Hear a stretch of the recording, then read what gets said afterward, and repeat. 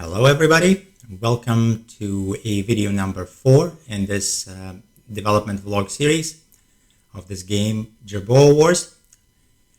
Today we will be looking at property animations. If you remember, in the last couple episodes we looked at the static assets in the game, as well as the sprites and sprite grids. And today we'll be looking at how the engine will be dealing with property animations on those objects, or any objects for that matter. At first, let's look at the abstraction architecture for how the animations are handled by the engine. And it involves several classes and interfaces that are crucial to how the architecture interacts with the scene. And at the core of it, there is the JAction abstract class that defines some properties and methods to control the start and end of the animation action. Then, inheriting from this class, we have a time action that introduces the time element, the time span element, to the duration, I would say, of the animation. Then we also have the iValue animation function interface that is used to define functions that will be called on every frame that actually modify the properties values on the objects that are being animated. And then we'll have we'll look at the iTimeActionHandler interface that is used to attach the value animation functions to objects being animated, as well as include them into the timed action. And in particular, we will look at the implementation of that interface with property animation. And we'll look at the iAnimatable property source interface, that all objects that actually the root interface for all our on-screen objects, which is the iScene object interface, implements this interface. And we will look at how all of this comes together in this presentation, and we'll do some coding and testing as usual. All right. So let's take a look at how the architecture for the animation is set up in this particular implementation. What is being animated, and what does it all mean, right? So any value of any type. Usually it is a numeric type, but it can be a more complex type like vectors, or any type, anything, any value that changes in time can be animated, right? So, but typically it is a numeric value, like the positions and scale and rotation. All of those are represented by numeric values, and when we want to animate those values in time, we have to define 4 things. And that is the duration of the animation, and that represented by a time span structure that just says how long the animation will last. Then we also need the start value and the end value of the same type. So during this time span, where do we start, and by the end of the time span, where do we want the value to be? And finally, we define the function that calculates, as time passes, for any point in time within the time span, depending on where the start and end values are, we need to calculate where the value has to be in any particular point in time during that time span, during the time span duration. So those are the 4 things that we need to animate a value. And let's see how we implement this in our architecture. All right, so as you know, application runs on different threads. There's the foreground thread, and then there are a bunch of background threads and whatever. So as far as the animation is concerned, we are working with three threads for the most part. So business thread is the thread that has the call to start the animation, and then the awaiters for the animation to end, usually. Although it doesn't have to be just one thread. You can start it on one thread and then await on another, but typically that's how it is. Maybe you don't need to await the end anyway, at all. And that is the thread that calls the start method. on our action. So what happens then, the process of the animation splits into two threads. The first thread is the timer thread that is started immediately after start. And what it does, it creates an asynchronous task that runs on the background and just waits for the duration of that animation, just sitting there waiting. When we start the animation, the action starts a background task for the duration of that time span that we define for the animation. And it is actually just implemented with the stopwatch object that is part of the .NET diagnostics namespace. Right. At the same time, we have a third thread, I should say, where the scene performs its updates. If you remember how Pixie.js works, when we load our assets, when we build our scene, then the JScene starts the thread with a frame ticker, so to speak. And what it does, it wraps the Pixie.js ticker that executes on every frame. So what happens is that on every frame update, the action calculates the normalized progress for that action. And we'll talk about that, what that is further in the presentation. And then it calls the actual transformer function that you saw on the last slide, that takes three parameters. It takes the start value, the end value of the value that we animate, and this normalized progress time. And it produces a new value that is the value that we want for that particular frame. And that runs on two different threads. And on our business thread, we can keep doing what we need. We can call other animations. We can do other work, or at the end, we can just wait for this task on the timer thread to wait for the animation to stop to continue doing what we want. It really depends on the workflow. So this is the gist of it. All right, so let's talk about this normalized progress time, or phi-t, that I call it here. What it is a ratio of the current elapsed time since the start of the animation over the total duration of the animation. Because we start at 0 and we end at d, as you can see, this value is always going to be between 0 and 1, a normalized value, hence the name. And it represents the actual normalized progress. That's what the name suggests, right? So if we are in the middle of the animation, say animation lasts for 6 seconds, we want it to last the total length, and we are on second 3. That means 3 over d is 0.5, and that means that is the value for the progress time that points to where we are in that animation. We will be using this value as one of the inputs to the function to calculate the final values, and depending on how the function behaves, we get different values, of course. All right, so the most straightforward function that we'll be using is a linear function. And all it does is it interpolates the start value and the end value depending on the current normalized phi time. It produces a value that is linearly interpolated between the start and the end. And that's it, that's all. Most of the time this is used just with like numerical values, either floating points or integers, but it could also be used to, depending on the function, used with the more complex types like vectors and things like that. We'll be working mostly with numerical type. All right, so this is an example of a little bit more involved function. This is sometimes called the easing function. So you will see it is also implemented as one of the standard functions in our engine. And what it does is just instead of linearly interpolating the start and end value, a weighting factor could be included to simulate a kind of easing function within the time. So as the value starts changing slower at first, and then it accelerates, and then it slows down again by the end of the time span of the duration.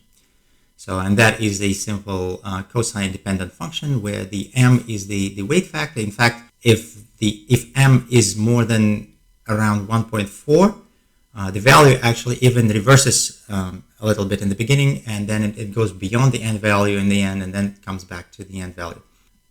Here's a little spreadsheet that I made to illustrate how these functions work.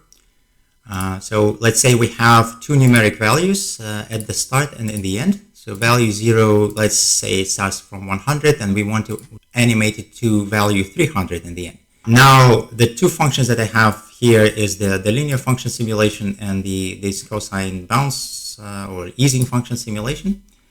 As you can see, I've just had 11 different evenly distributed points on the time, where this is our linear time. As you can see, we start from 0 and we end at 1. And let's say we had 10 frames in between, I guess. And this is the function. The linear function interpolates the value between the 100 and 300 based on this ratio of the current time, or 1. As you can see, that's represented by this blue line here. Linear is a line with no deviations or anything anywhere. It just goes as the time. I've added a percentage here just for the sake of illustration. So we go from 0 to 1, or from 0 to 100%. The value linearly changes from 100 to 300. So we have the time on the x-axis, and we have the animated value on the y-axis.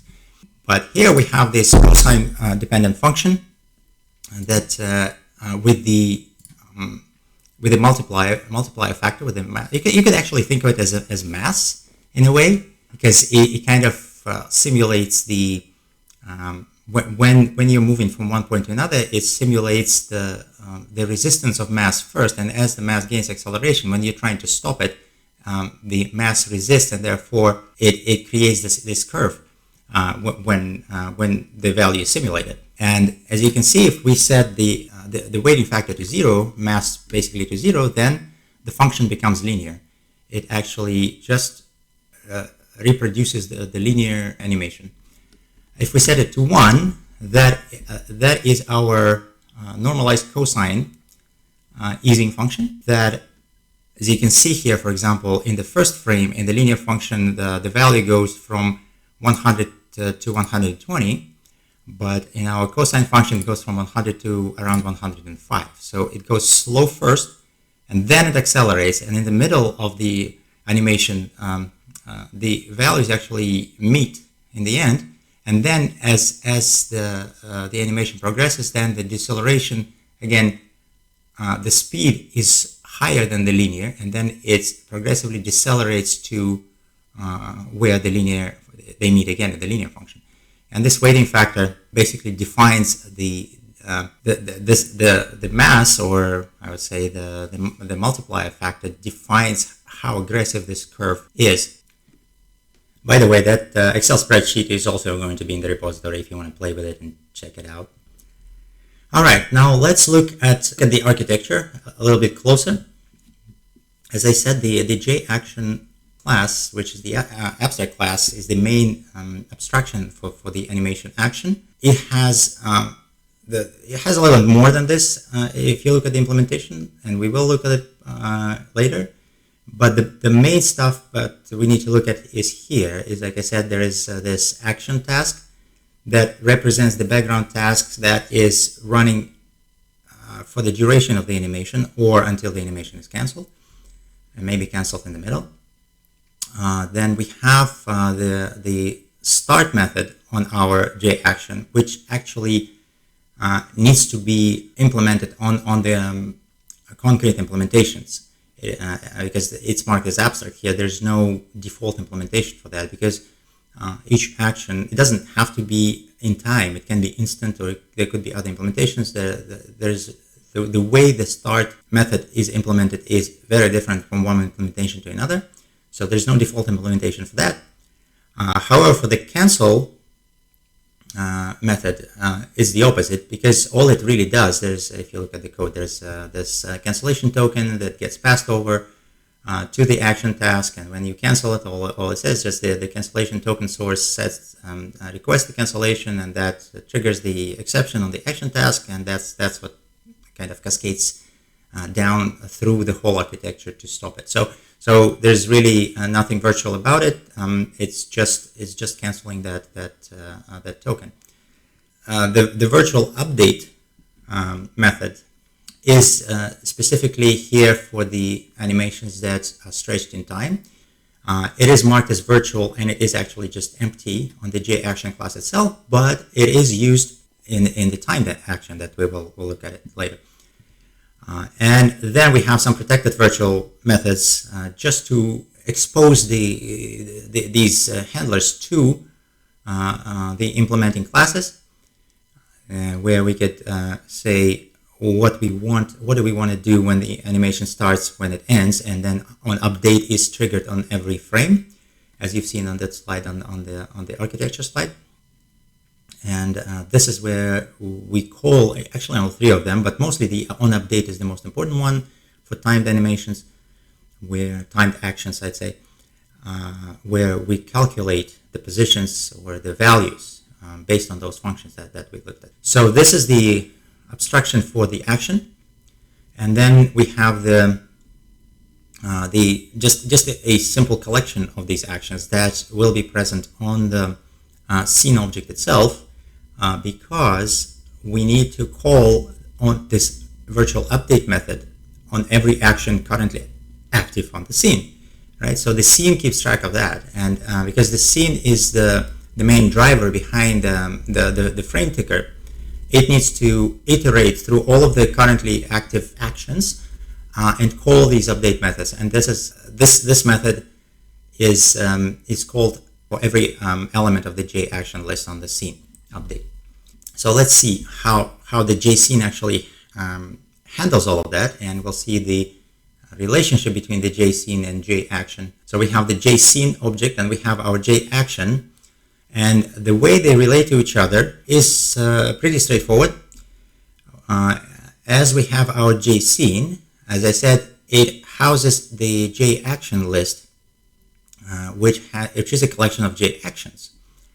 And when the action is created, we also need to add it to this list. Otherwise, when the update function is called on every frame of the JScene, it can only update the action if it's part of this list, or part of this collection. So if we create an action and we don't add this action to the JScene actions list, then this action will not get updated by the JScene. And this is what it says: JScene update is called once per frame. All right, so now let's see how the timed action kind of fits into this architecture, how all of that is called, what is the sequence of events that happen in order for the timed action to do what it needs to do. And remember, the idea is that we have a duration, a time span, and within that time span, and we have a value that we want to animate from a starting value to the end value. And for every frame, we just need to find, based on the function that we supply, where that value needs to be. And this is this is kind of like the sequence of stuff that happens. All right. So first of all, players in this whole orchestra, so to speak, level one, it's a quartet, I would say. First of all, we have this iAnimatable property source interface that only has one method, which is onPropertySet. And this is the interface that all of the scene objects implement. And then handle this onPropertySet. Actually, on the very root of the scene object, the JScene element class, which is the root of all of the scene objects that we have for all the sprites and whatever, and containers. That class rather implements this interface and then has all of the properties like the positions and locations, rotations, scale, whatever. All of that is handled within this method. And what we have the name and the value. So whenever the animation calls this into this method, it supplies the name of the property, which is a string, and then the value to which the property needs to be set. And this interface is responsible for keeping track, for defining which class is eligible for this external property setting, so to speak. Now, we have the timed action, which inherits from JAction. And what we have here, we have the start, the cancel method, and then we have the update, which calls on update protected handler. And what happens is this. We have the object, which is our animatable property source, represented on this property animation object as a property container. So think of it as, so for example, you have a sprite. In order for us to animate this sprite, we need to create the time, and we need to create all of this. So we need the sprite itself, we need the action, we need the property animation, and the function that we're going to use. So when we're creating the property animation, we are setting the container property to be our object. So we're linking the property animation to the object. And we also need to set which property we want to. So for example, if we have a sprite and we want to move it over the along the x-axis, the container is going to be pointing to the sprite, and the property name is going to be x, right? So then we need to, as we create our timed action, if you remember, this is JAction, and it will take one of the parameters is the time span. We also have another property here that is a collection of these time action handlers. And the property animation implements this interface, the timed action handler. We add this property animation with our object and the property x to the collection of our timed action, as you can see here. And what happens then when we call the start method on the action, it will iterate through all of the handlers inside of it. Of this action, and will call the onStart. And the same thing, for example, on update. Whenever the scene calls the update, it in turn calls the onUpdate protected method on the timed action, and that iterates through all of the handlers and calls onUpdate on our property animation handler, which implements the property animation, again implements the timed action handler interface. So what happens then is that now our property animation received a kind of like a signal to update. And what that signal contains, it contains the information about this delta time, this whatever the phi time, I'd say, the normalized progress. Say, for example, the frame happened after 1 second of the animation, and the animation is 3 seconds, so the time value would be 0.333 repeated or whatever. And this is what this method receives. Also, having connection to the object itself, the property animation has the data about the start and the end value of the property, because that's we supply it when we create the property animation, and that's when the property animation object calls into the function, which we also provide when we are creating the property animation object. And the function is getCurrentValue, and the arguments to it is the 3 arguments that I said: the start value, the end value, and the current time, normalized time.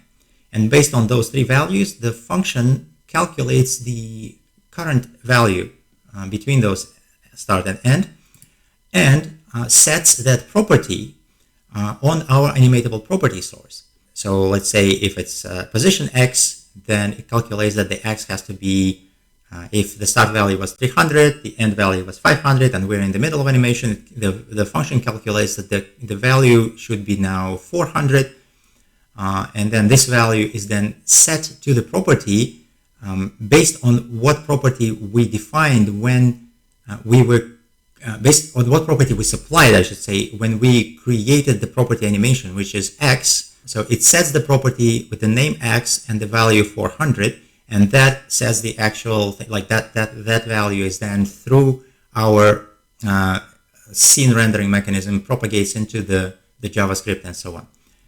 And yes, this is a bit convoluted at first, but if you look at it, it's really kind of the way this is set up. The reason the way it's set up is to provide as much versatility in implementation as possible, because if you look at it a little bit, what you can see is that all of these objects, they're kind of independent from each other. You could have different animation functions, and you can have different property animations. And because all of that stacked in collections, you could have one timed action, animating different properties, all within the same time span, all with the same update control. But these property animations don't even need to be linked to one scene object. You could have 5 property animations all handling 5 different objects, but all of them are part of the handlers for the same timed action.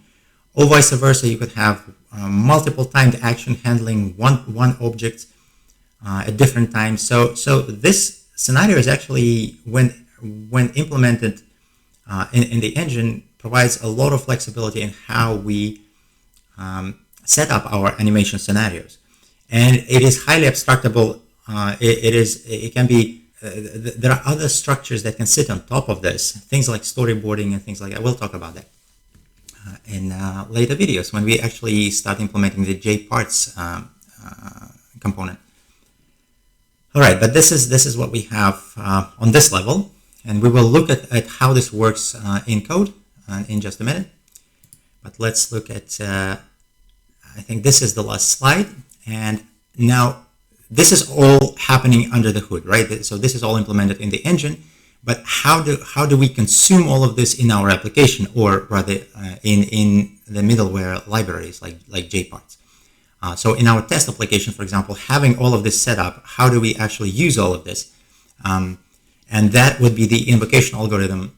Say, for example, again, we want to animate a property. We have a sprite on the screen and we want to move it from one position to another position within a given time period.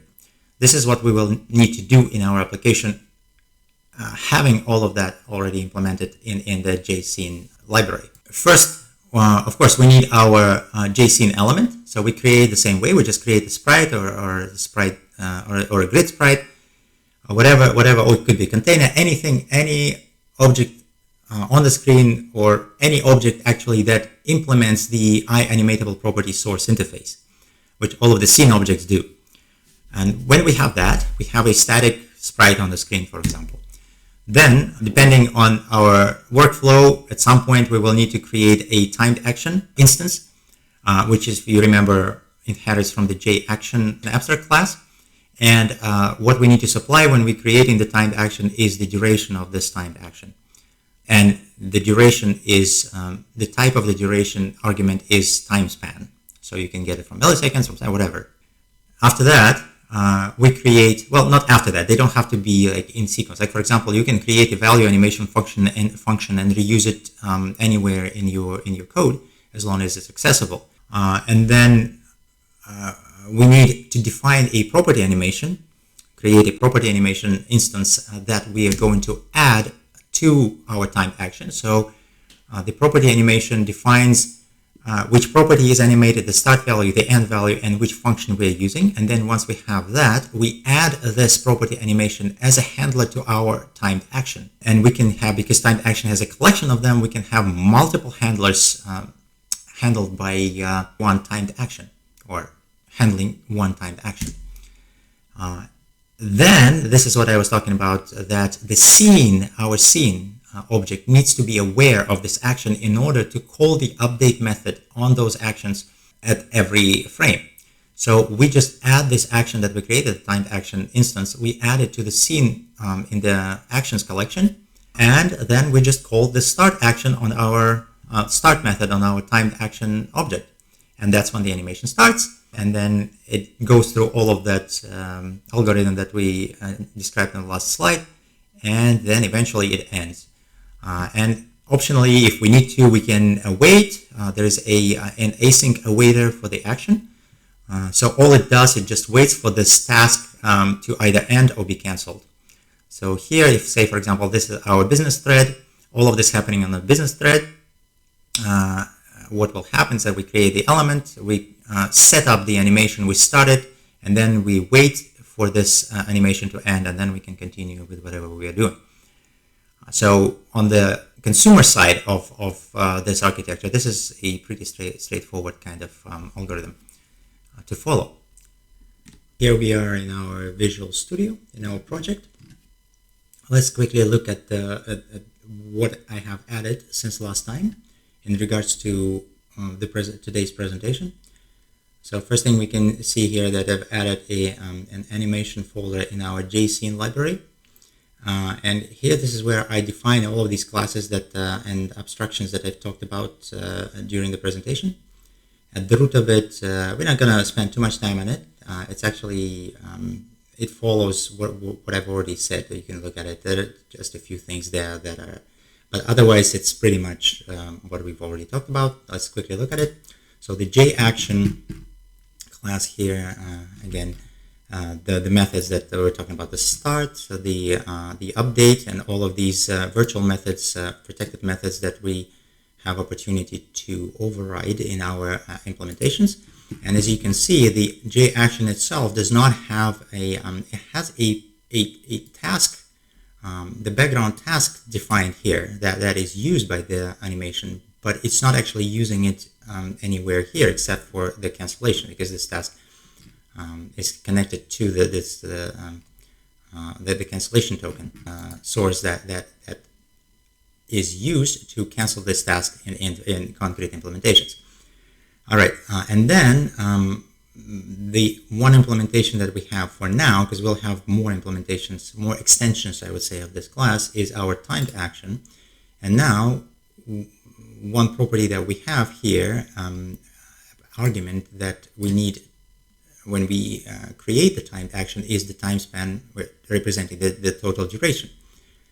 And this is where we also have our stopwatch that tracks the elapsed time on the on this animation. It starts as the task starts. You can look at how the start method is overridden. There are a few extra things here, like I can define the delays before the animation starts and end, and then there's also some implementation where there's also a property that says like whether you want the animation to run in reverse or you want it to be repeating and things like that. It's not that important because the idea is still the same. We have the start value, we have the end value, and we interpolate the value depending on our time. And this is the update override, and all it does, it calls the onUpdate. And this is where I said we had this class. The timed action has the collection of handlers, of iTimed animation handlers, that actually connect the object to the function on this action that we can add to our action. And all of this does, actually all of these overrides on start, on update, and on end, all they do is just iterate through these handlers and call the same corresponding methods on those handlers. And let's look at our where is it? The iTimed action handler interface. As you can see, we only have four members here. One property which links the handler back to the timed action, and we have the methods that we need to implement on our concrete implementers for start, for update, and for the end. Most important is the update, of course, running every frame. And then we have the property animation class that implements this interface. And as you can see, the arguments that we supply when we're creating it is the iAnimatable property source, which is the interface that that all of the objects in the scene implement. And we supply the second argument is the property name, which we want to animate on this property source, on the container. And the start and the end value, as you can see, the type for these properties are set as generic. So whenever we have the concrete implementation of these property animations, we could then say, okay, so this is the property animation that will handle the float values, this is floating point values, this is the animation that will handle the integer values, the vector types, or anything, pretty much. All right, so as you can see, this is the abstract class. One other thing that we need is the function, and that function is defined in our concrete implementation. So for example, we have a float property animation class that inherits from our property animation with the generic type floating point. And one final parameter that we add here, one final piece of the puzzle that we need is the function that is also generically tied to the floating point type. And this interface, then we'll have the actual object implementing the interface that that gets all of these all of these values when we actually call this animation function here. If you can see, where do we call it here? Animation function. Yes, so here on update, for example, we have this animation function implementation calling into the get current value method with our start value, with our end value. Well, I'm handling the reversed calls here too, and our time progress, right? The normalized time. And here I have a few of these animation functions defined. So this is what I was talking about. This is the linear animation. This is the floating point, and I have this this formula written out in our C# language syntax. There are a couple of others here, but most of the times, well, it depends on the situation. We can add more later if we need it, whatever scenario we need. And there's also the integer. There's one linear integer animation function, and this one is mostly going to be used for animating the frame, and that is what we have in terms of the architecture for the animation. Now all of this architecture is linked to the scene, of course, and our scene elements, and therefore on the JScene objects in our JScene class, what we have is a public property, read-only property actions, which represents this collection, the list of actions that the scene is aware of, and I have a couple of methods defined on this JAction list where for every frame, as you can see here, we have the render method that is called on every frame. We update the actions, which will iterate through all of the actions defined in the list and call the update method, and that will propagate to the handlers and all of the stuff that we talked about. And then what I have here is also after the action is done, I want to remove them from this collection. So this automatically kind of cleans up the actions that are objects that are already that finished. So we don't need them anymore. They're done. And therefore, we keep this collection clean on every frame. That is good. And on the JScene element, you can see we have this method, this iScene object interface first. I see implements, also kind of extends the iDisposable and now the iAnimatable property source interface.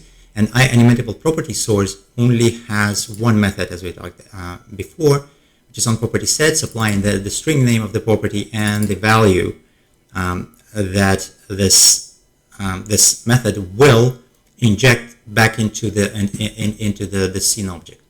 And the way it is done for most of the properties, so these are the properties that we can animate, all of them, any of them pretty much, but mostly like these floating point properties like the positions, the pivots, the scale, the rotation, some Boolean if you need to, the JScene element. Actually, I have the alpha here, and this on property set implementation just has this very simple switch. I know it's pretty ugly, but it works fine. So all of the properties that we have defined as strings, now we detect what the property is and then set it based on whatever the value is supplied, casting it to whatever type we need. And that's about it.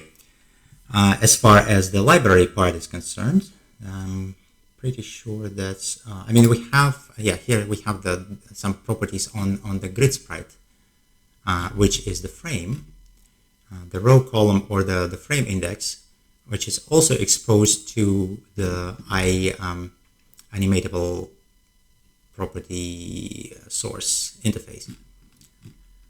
All right, now let's look at some of the examples for this. And I've made a couple of more pages for in our testing application, and one of them is the what is it? Sprite grid animation test, And this one is a straightforward animation of the position and the rotation on the sprite. So we have a sprite, well, actually a grid sprite on our screen, and we just have animation actions defined for moving and for rotating this little astronaut sprite that we have. We call him Guy, and there are two methods here. It's the same. The test is set up exactly the same way. We have our scene, and we have our two methods that handle the scene building here. And what we have here, we have the astronaut texture, which has the background and a little astronaut sprite, and we have a couple of grid sprites from that texture, one for the background and one for the guy, and then we initialize the scene where we create the background, put it on the scene in the render tree, at the root of it, and then we also put the astronaut there. At this point, this is just statically sitting there. The astronaut is statically sitting there and hanging there in the middle of the screen. And then we have the two animation actions that I've created. I tied them to two controls above for the switches. So when we have the move switch and the spin, which makes the astronaut rotate, this one makes him move across the screen back and forth, and those are tied into these two methods, where I have the move animation start method and I have the spin animation start. And the spin animation is the most straightforward here. All I have, and this is pretty much that algorithm that I was showing in the presentation in the last slide, that we go through this workflow of creating the timed action and running it. And here it's very simple. We have the spin action, which is a timed action. We instantiate it with a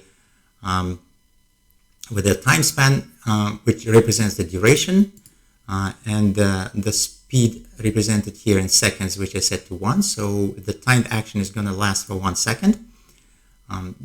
Another property that I set is repeating, meaning after the timed action is done, it actually does not terminate. It just keeps repeating itself forever until the cancel is called on it. Then once I have my timed action, I also create my float property animation handler. With these parameters, I link the guy, which is the JSprite grid, the actual sprite with the astronaut. This is the property name that I want to animate. And these are the start and the end value. So the start value is the current rotation value on the astronaut, whatever it is. It starts from 0. But if we stop and then restart, it might be something different. But what we want to do, we want to start from whatever rotation angle on the guy we have now, and we want to rotate it 360 degrees counterclockwise. So we subtract from this rotation angle, we subtract the pi multiplied by 2, which is the full circle. So the idea is that we will, with this handler, we will rotate the astronaut counterclockwise, full rotation within the time span that is provided here, within 1 second. In 1 second, it will just go one full circle. And finally, we use the function that we're going to use to interpolate the values, to find the values for each frame, is going to be this LF, which I defined static, well, not statically, but at least I think I defined it just once. We can read, where is it? Let me find where, there it is. So I just created along with my control, and it's just straightforward instantiation of our float linear animation function. And then I can reuse this function for both actions. Actually, you can see here I'm using it in multiple places, the same function. Because all the function does is just takes these values, the start, the finish, start value, the end value, and the time, and calculates whatever the current value should be. Now, after I have my handler, I add this handler rotate to my spin action. Then I take this spin action, and this is where this is important here. I need to add it to the actions collections on the scene. And once I have this done, that means I have set up my animation. So I'm connecting, like I've kind of had that all preset for it to just start running. And then I just call the spin action start, and this starts the actual animation. And because it's repeating, it does not end, it just keeps going. If it was not repeating, it would just rotate once and then stop. So with the a similar procedure here, I'm not going to go through this. If you want to look at it, you're welcome to. But the idea here is that instead of just having one-time action performed once, we have them kind of sequentially going one after another, because the action is to move the astronaut. You will see when I run it and test it, whenever it hits whenever the astronaut is moving, it hits the screen bounce, it bounces, it reflects, and then the timed action rebuilds itself with different parameters, and then it just the astronaut keeps bouncing back and forth on the screen, also indefinitely, until we stop explicitly or we move away from the page. So let's quickly run this and see this in action. So this is the test 3, the animation. This is what we have. I have 2 sprites. One is the big background sprite with stars, and then the astronaut sprite that is just sitting statically in the middle. And when I click this, the move, it will initiate the move animation function like this. You can see it starts moving, and then it will bounce off, and so on. This is all encoded in that method there that we just looked at. And then this switch controls the spin animation. So this, you can see that the astronaut rotates it takes 1 second to do full rotation, then it keeps repeating it. And these two actions are completely independent from each other. Like, for example, I can stop the move function, the astronaut will keep rotating, or I can stop the spin, and they are completely kind of, and this is the beauty of this architecture, is that you can mix and match whatever actions and handlers and functions you want, and you can even take the same property and kind of attach 2 different animation handlers to the same property and have them kind of compete with each other, so to speak, if you need to. I don't know if that is a valid scenario, but if it is possible. So this is our little astronaut test. And the second test that I want to show you here is the different, well, actually, while we're here, I can just run it and show you, and then we'll look at the code quickly. So here, this is little setup, shows the difference in, so it's the same animation, it's the same duration, it's the same sprite, everything is the same, repeated 5 times. The only thing is different here is the function that is used to interpolate the actual values during the animation. And the first one is linear, the one is the cosine, there's like cosine weighted, and there are some others. And you can see the difference here. If I click raise, what happens, you can see that the cars start moving. And if you look, let's do this again, if you look at the top, this car is moving just at the steady speed, without accelerating, without decelerating, doing nothing. But the second car, it starts accelerating, goes faster than the first one, and then they decelerate. And then the first one has this even a little bounce thing where it goes backwards, then forward, and then goes back. The fourth and the fifth one start very slowly, but then they accelerate, again, based on the values. One thing I want you to look at is look, they all start in the same place, and the duration of animation is exactly the same. So they start at the same time, and they finish exactly at the same time. The actual animation, not the position, but the animation. Look at the end here. They will all stop together. But the values in between, they are different based on whatever functions we provide. And that's the gist of it. All right, so let's look at how this is implemented. And this test here, the animation functions test, actually also shows how we can sort of organize our, it gives a little preview in a little bit on how we organize the JParts library. Because this animation architecture, it still sitting pretty low in our abstraction, our engine abstraction. So but it provides the opportunity to build higher level abstractions. Like for example, here I have a class that I just call the animated car. And everything there inside that class, it kind of encapsulates the sprite itself. It encapsulates the animation. It encapsulates the creation, like where on the screen the sprite is created and things like that, all in one class. So this is kind of like this abstract abstraction for an object that represents a car, and it has all the sprites and everything there. And now we can reuse this animated car in our whatever. And similarly, I have the racetrack class, which is actually just a collection of these animated cars. And when we are adding the car here, it calculates it instantiates the car and puts it in the right place on the track based on the index and so on and so forth. Then I just have this one method race that iterates through cars and calls the drive, and this drive is the method that creates the animation and starts the animation and things like that.